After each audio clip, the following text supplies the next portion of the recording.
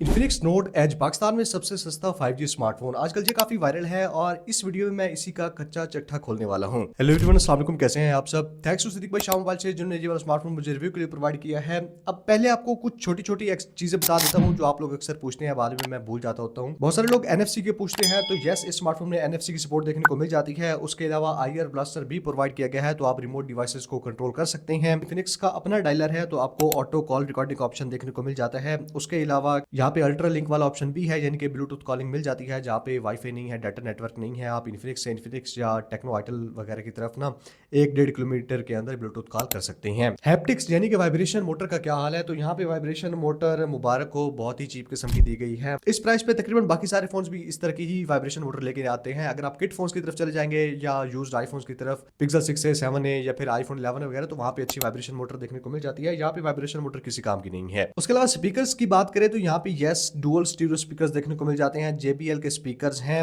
और स्पीकर्स के output decent है, लेकिन कोई ज्यादा बेस या डेप्थ देखने को नहीं मिलती। उसकी वजह यह है कि इसका डिजाइन काफी स्लिम है और स्लिम स्मार्टफोन्स में ना स्पीकर्स थोड़े से टाइनी साउंड करते हैं। IP रेटिंग की बात करें तो इस स्मार्टफोन में IP64 की dust and water resistance provide की गई है, तो पानी वगैरह से स्मार्टफोन को बचा के रखना है। हल्के फुल्के पानी के छींटे चले जाएंगे तो मसला नहीं होगा। यहाँ पे इन्फिनिक्स को एटलीस्ट IP66 या 67 देनी चाहिए थी। होप सो जो आपके क्वेश्चन आंसर होते हैं वो मैंने शुरू में ही क्लियर कर दी हैं। अब जरा स्मार्टफोन की स्पेसिफिकेशंस चेक करें। मीडियाटेक Dimensity 7100 का प्रोसेसर है जो कि एक 5G प्रोसेसर है और Antutu पे इस प्रोसेसर के स्कोर तकरीबन 7,60,70,000 के आसपास आते हैं। इस वक्त बॉक्स पैक मार्केट में ये परफॉर्मेंस के लिहाज से पाकिस्तान में बेस्ट स्मार्टफोन है। इस प्राइस पे आपको ऐसी परफॉर्मेंस वाला और कोई भी स्मार्टफोन देखने को नहीं मिलता। परफॉर्मेंस काफी अमेजिंग है, डे टू डे यूजेज में काफी स्मूथ और स्नैपी फील होता है, लेकिन एक 5G प्रोसेसर होने के बावजूद इन्फिनिक्स ने यहाँ पे कंजूसी की है। आपको ऐप ओपनिंग क्लोजिंग एनिमेशंस देखने को नहीं मिलती, जिसकी वजह से जो सॉफ्टवेयर एक्सपीरियंस है ना वो काफी चीप सा फील होता है। अब इन्फिनिक्स नोट 60 और नोट 60 प्रो जो है, मैंने उनका अलग से रिव्यू कर रखा है। बाय द वे यहाँ कहीं पे वीडियोस का लिंक दे दूंगा, डिस्क्रिप्शन में भी वीडियोस का लिंक देखने को मिल जाएंगे। अगर आप उनको चेकआउट करना चाहें, वहां पे ये ऐप ओपनिंग क्लोजिंग एनिमेशंस देखने को मिल जाती हैं, जिसकी वजह से XOS 16 का सॉफ्टवेयर एक्सपीरियंस काफी प्रीमियम लगता है। लेकिन ये वाला स्मार्टफोन आपको वैसा प्रीमियम एक्सपीरियंस नहीं देता। मोबाइल फोन डेली यूजेज में काफी स्मूथ लगता है। सॉफ्टवेयर अपडेट्स की बात करें तो 3 साल के मेजर एंड्रॉइड के अपडेट्स और 5 साल के सिक्योरिटी अपडेट्स देखने को मिल जाएंगे, तो सॉफ्टवेयर अपडेट्स के हिसाब से भी सॉर्टेड है। ये इन्फिनिक्स से मैं रिक्वेस्ट जरूर करूंगा कि अपडेट्स आपने प्रॉमिस तो कर दिए हैं, लेकिन किसी तरह यकीनी बनाएं कि टाइमली अपडेट्स मिल जाया करें, क्योंकि इन स्मार्टफोन्स में अपडेट्स बहुत लेट आती हैं। अब XOS 16 का जो सॉफ्टवेयर है ना, इसकी लॉक स्क्रीन की कस्टमाइजेशन, जो डेप्थ इफेक्ट देखने को मिलता है तो 90% iOS 26 एप्पल लिक्विड ग्लास की कॉपी ही, यहाँ तक के वॉलपेपर्स को भी कॉपी किया गया है। नया कंट्रोल सेंटर बिल्कुल वैसा देखने को मिल जाता है, लेकिन ये दिखने में अच्छा लगता है। इंप्लीमेंट इन्फिनिक्स ने काफी अच्छे तरीके से किया है, विजुअली अपीलिंग है। अब वैसे ना जो बजट का सॉफ्टवेयर होता था ना, वैसा फील नहीं होता, एक अच्छा UI और सॉफ्टवेयर एक्सपीरियंस प्रोवाइड करता है। इसके ऊपर मैंने अलग से डिटेल वीडियो बना रखी है, XOS 16 में कौन कौन से नए features, hidden tips and tricks. यहाँ पे वीडियो को लिंक दे दूंगा डिस्क्रिप्शन में, उस वीडियो को आपने लाजमी चेकआउट कर लेना है। ओवरऑल सॉफ्टवेयर और परफॉर्मेंस का डिपार्टमेंट काफी हद तक सॉलिड है। इस प्राइस पे बॉक्स पैक स्मार्टफोन्स में दी बेस्ट है। डिस्प्ले की बात करें तो डिस्प्ले भी स्मार्टफोन का काफी खूबसूरत है। 6.78 इंचेस का 144 हर्ट्ज रिफ्रेश रेट के साथ 1.5 के रेजोल्यूशन का एमोलेड डिस्प्ले प्रोवाइड किया गया है। 4500 निट्स की पीक ब्राइटनेस देखने को मिल जाती है। इन डिस्प्ले फिंगरप्रिंट स्कैनर है जो काफी फास्ट काम करता है। कर्व डिस्प्ले है। ये चीज मुझे आइडिया नहीं है कि इसके डिस्प्ले पे कॉर्निंग गोरिल्ला ग्लास की प्रोटेक्शन है या नहीं है, मुझे कहीं पे इंफॉर्मेशन नहीं मिली। डिस्प्ले के कलर्स अच्छे हैं, ब्राइटनेस भी ठीक ठाक देखने को मिल जाती है। और YouTube पे वीडियो प्लेबैक की बात करते हैं तो MediaTek Helio G200 की तरह ही प्रोवाइड करता है। यहाँ पे मैक्सिमम 1440p पे आप वीडियो प्ले कर सकते हैं। तो मतलब इस जो प्रोसेसर है, इसको आपने कोई बहुत बड़ी तोप नहीं समझ लेना, ये एक बहुत ही बेंड सा और बेसिक सा 5G प्रोसेसर है। क्योंकि अगर आप कैमरा की भी बात करते हैं ना, वीडियो की, तो ये वाला प्रोसेसर 4K वीडियो क्वालिटी को सपोर्ट नहीं करता। आपको स्मार्टफोन के कैमराज में मैक्सिमम 2K 30 FPS पे वीडियो रिकॉर्डिंग मिल जाएगी। जो MediaTek Helio G200 वाले प्रोसेसर है ना, 4G प्रोसेसर वाले, वो भी यही वीडियो रिकॉर्डिंग सपोर्ट देते हैं। अब कैमरास की बात हो ही रही है तो स्मार्टफोन के कैमरास को डिस्कस कर लेते हैं, जो कि इसका सबसे वीक पॉइंट है।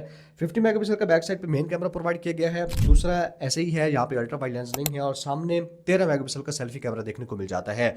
डायनेमिक रेंज अच्छी तरीके से बैलेंस कर लेता है ये वाला स्मार्टफोन, क्योंकि इमेज सिग्नल प्रोसेसर ISP अच्छी है, प्रोसेसर अच्छा होने की वजह से। लेकिन पिक्चर्स में डिटेल्स की कमी देखने को मिलती है और जूम करने पे भी ना जो इमेजेस हैं वो पिक्सेलेटेड फील होती हैं। और 75,000 की डिवाइस है तो एटलीस्ट बैक साइड पे अल्ट्रा वाइड लेंस तो होना चाहिए, मतलब जस्ट एक ही कैमरा लगा दिया है। इस स्मार्टफोन के कैमराज ने ना मुझे ओवरऑल कोई इंप्रेस नहीं किया। यहाँ पे अगर कैमरा के हिसाब से देखा जाए तो टेक्नो कैमन 50 जो आता है इसी की प्राइस में आपको काफी बेटर कैमरा एक्सपीरियंस प्रोवाइड करता है। सोनी का सेंसर है, अल्ट्रा वाइड लेंस है, सेल्फी कैमरा यहाँ पे बेटर है। AI एडिटर के जो फीचर्स देखने को मिल जाते हैं, AI आर्ट गैलरी है, ऑटो जूम वगैरह, वो मतलब सारी चीजें मिला के ना कैमरा एक्सपीरियंस को टेक्नो कैमन 50 में इस स्मार्टफोन से काफी बेटर बना देती हैं। मैं बॉक्स पैक स्मार्टफोन्स की बात कर रहा हूं, अगर आप यूज्ड किट वगैरह को इंक्लूड करेंगे तो कहानी कहीं और चली जाएगी।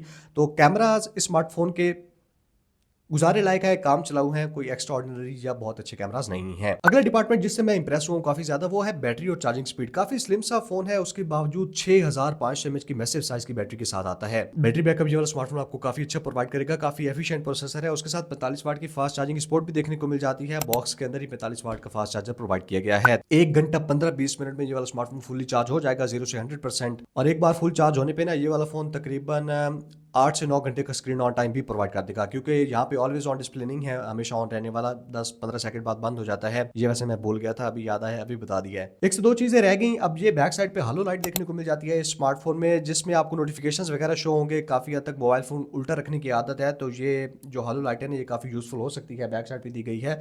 और उसके अलावा इस साइड पे ना वन टैप एआई बटन देखने को मिल जाता है। आप इनका असिस्टेंट फॉलेक्स एक्टिवेट कर सकते हैं या फिर इसको कस्टमाइज कर सकते हैं लॉन्ग प्रेस पे। डिजाइन नो डाउट स्मार्टफोन का काफी खूबसूरत है, स्पेशली जो ग्रीन कलर है उसमें लेदर बैग के साथ आता है, तो वो ज्यादा प्रीमियम फील होता है। ये जो ऑरेंज कलर है बस आईफोन 17 प्रो की कॉपी लगता है, लेकिन ये कोई स्पेशल फील नहीं होता है। ऐसा लगता है इन्फिनिक्स हॉट 60 प्रो प्लस है, क्योंकि वो भी काफी स्लिम है, लेकिन उसका बैक साइड पे कैमरा चेंज कर दिया है। तो ये थी सारी स्टोरी, प्रोज एंड कॉन्स, अच्छी चीजें बुरी चीजें इन्फिनिक्स नोट एज की जो मेरा एक्सपीरियंस है। कैमराज मुझे अच्छी नहीं लगे, परफॉर्मेंस काफी अच्छी लगी है, बैटरी चार्जिंग स्पीड का डिपार्टमेंट मुझे बहुत पसंद आया है, डिस्प्ले भी one of the best provide करता है इस प्राइस पे। डिजाइन काफी सब्जेक्टिव चॉइस है, मुझे स्मार्टफोन का डिजाइन इतना अच्छा नहीं लगा IP64 होने की वजह से, और कॉर्निंग गोरिल्ला ग्लास की प्रोटेक्शन है या नहीं ये मुझे कहीं पे मेंशन देखने को नहीं मिला, तो इस चीज का भी मुझे पता नहीं है। ओवरऑल अगर आपको गेमिंग के लिए और सस्ता 5G स्मार्टफोन चाहिए, आपके लिए 5G जरूरी है। अगले 1-1.5 साल में आपके इलाके में 5G आ जानी है और आप चाहते हैं कि आप एक ऐसा फोन लें जो अगले 2 से 3 साल चलाना है, तो डेफिनेटली स्मार्टफोन के साथ जा सकते हैं। लेकिन अगर आप बहुत ज्यादा गेमिंग नहीं करते और स्मार्टफोन में प्रोसेसर से ज्यादा आपके लिए कैमरा इंपॉर्टेंट रहता है या डिजाइन ज्यादा इंपॉर्टेंट रहता है, तो उस सूरत में मैं आपको रिकमेंड करूंगा कि आप इन्फिनिक्स नोट एज को छोड़ के टेक्नो कैमन 50 की तरफ चले जाएं। मजीद कोई क्वेश्चन हो इस स्मार्टफोन के बारे में तो आप कमेंट्स में पूछ सकते हैं।